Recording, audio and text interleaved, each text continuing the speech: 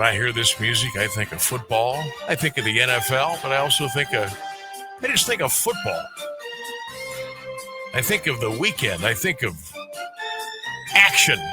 I think of padding my account a little bit. Maybe wishful thinking, maybe not. Are we all set with Ross? We are all set with Ross. Ross Benjamin at wagertalk.com joining us here on the Sam Bourquin Show. Ross, the boss, how we doing?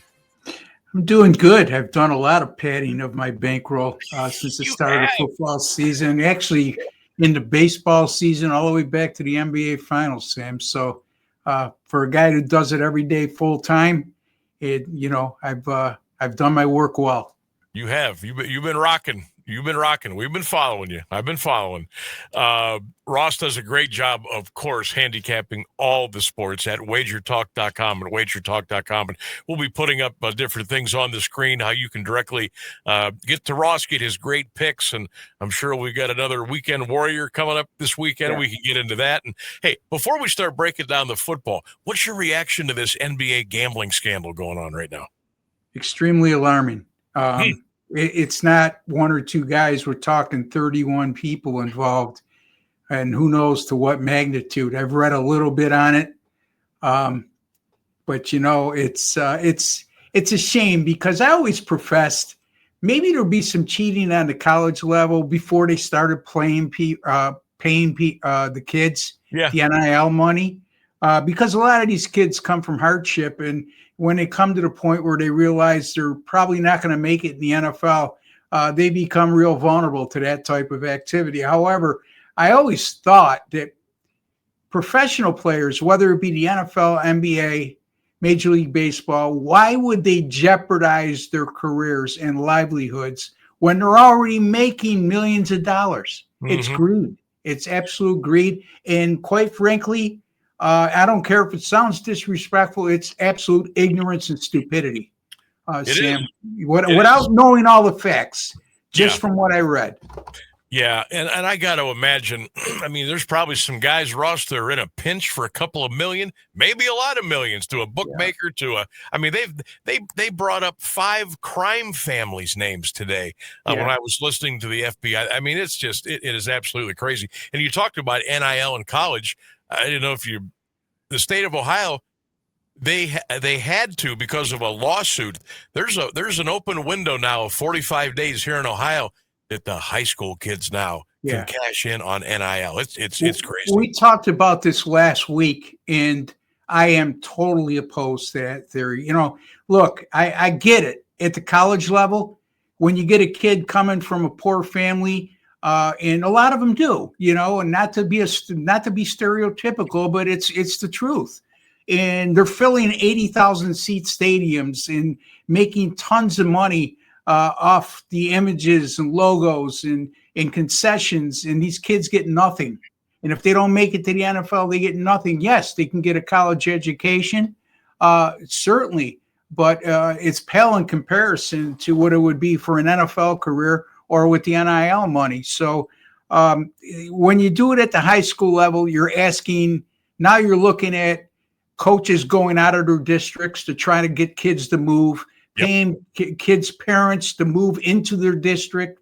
It doesn't affect the Catholic schools as much as it would affect the public school system, I would think. And I'm not so sure the Catholic schools have the type of donors that can compete with that. So that's the other part. And I can't speak for the state of Ohio. I could speak for the state of New York when it comes to Catholic schools in that regard. So you would have a better handle on that, Sam, with all the high school football you do. Yeah, it's wild. I can't wait till this kind of gets put to bed. What's your thoughts, Sam? How do you feel about it? When I heard this, the young man who filed the lawsuit actually goes to it's a high school. It's Huber Heights, Wayne. It's in between Dayton and Cincinnati, and he is going to Ohio State. He's going to be on scholarship. He's going to get the full deal. But I guess within the last, 12 to 16 months, he has had to leave at least $100,000 on the table that businesses and or companies or what have you wanted to give him while he was in high school. And of course, the OHS has said, no, you can't do that.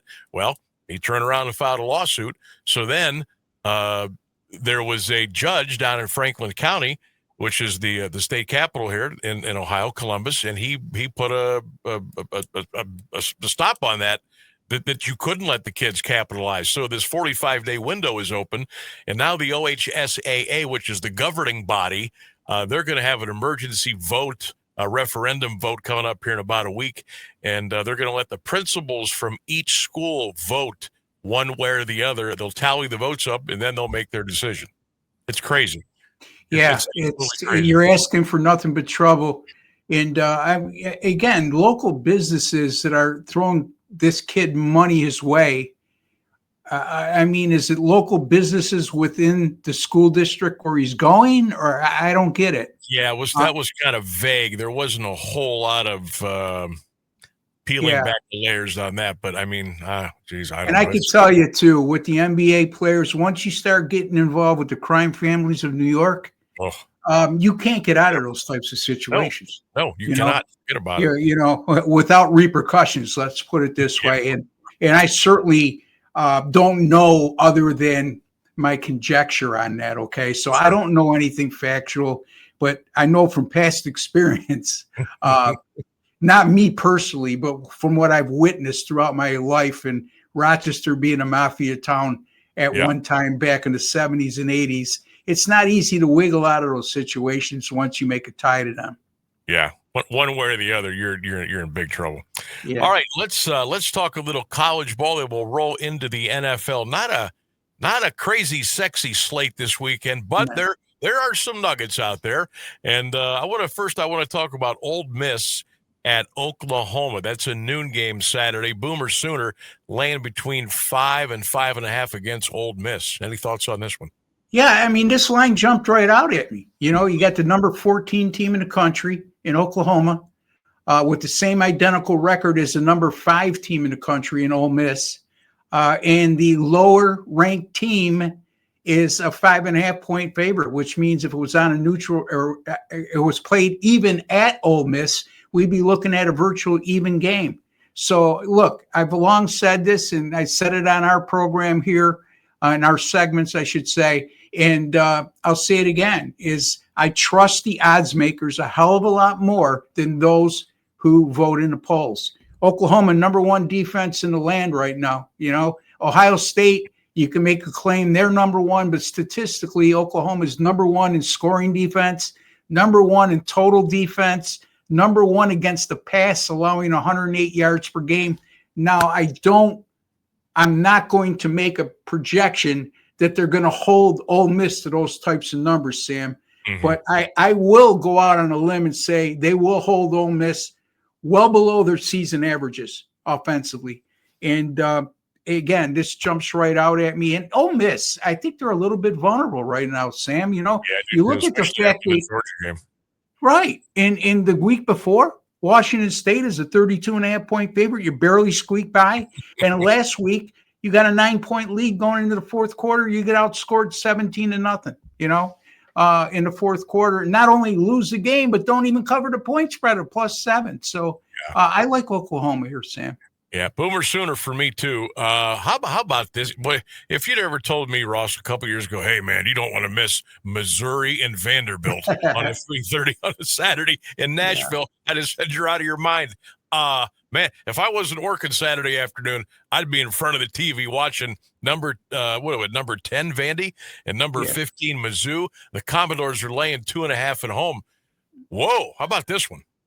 Yeah, this is a game you'd said if you weren't working and be at home, you'd be in front of the TV set. You bet. I'm looking forward to watching this game. Too tough a call for me, you know. And again, you don't have to bet on every game, folks, and you don't have to bet on every game that's on TV. If you don't find betting value, don't be too proud to take a pass, and that's what I'm going to do in this game. I do. If I had any kind of lean, I would say Missouri's defense might be the difference in this game. I think their defense is a little better than Vandy's. I think offensively they're pretty equal. But how could you bet against Vandy right now? You know, I mean, This Diego Pavia, Pavia quarterback, the kid is a winner, you know. I love that kid. He is so much fun to watch. Ross Benjamin is our guest.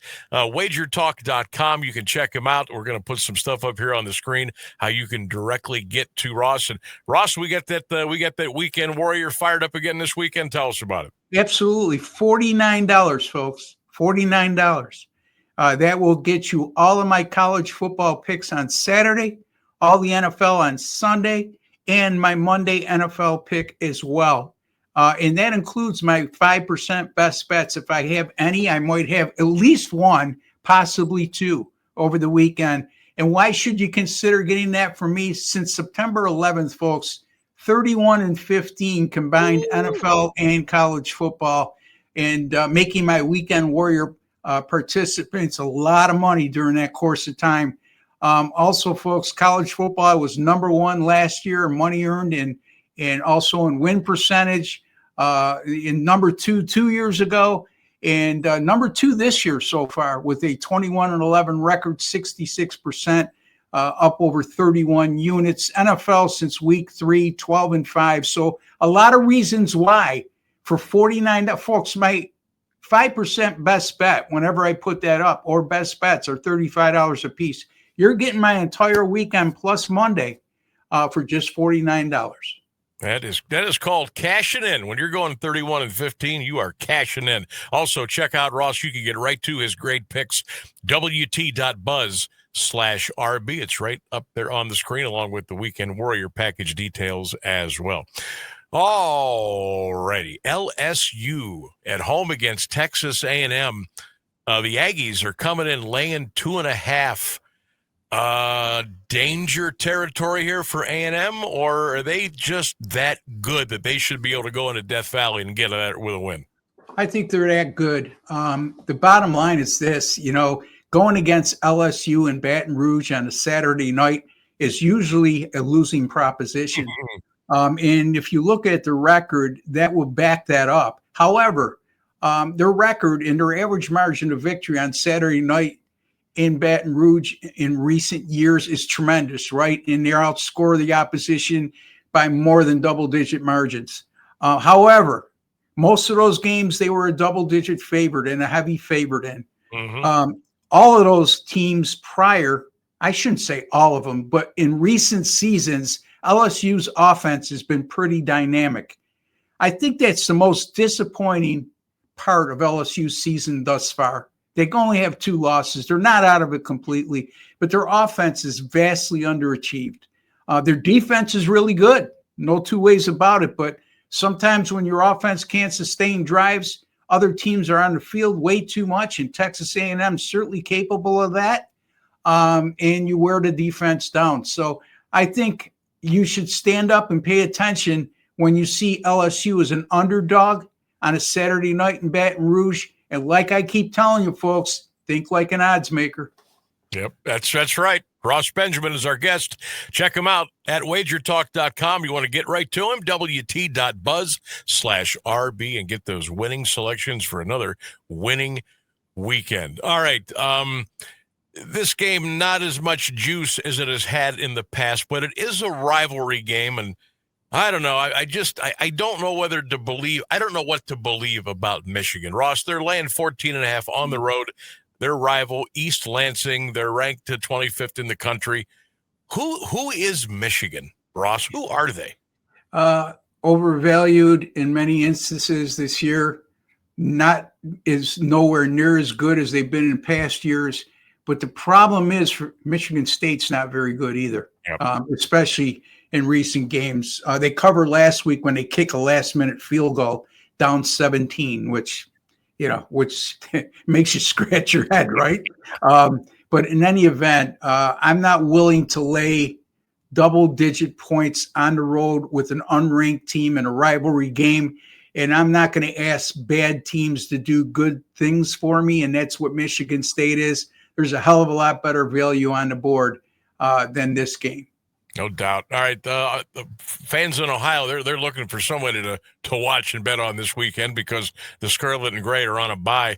So I figure we'd take a little trip down to Nippert Stadium. Number 21 ranked Cincinnati Bearcats welcome in Baylor. UC is laying 3 and a hook at home. Any lean here? Yeah, I mean, Baylor is going to present a lot of problems offensively. I mean, they can move the ball, but their defense is, on the other hand, their defense isn't very good. Cincinnati riding a wave of momentum here. I just like the way the Bearcats are playing right now. Baylor has found ways to lose close games this year.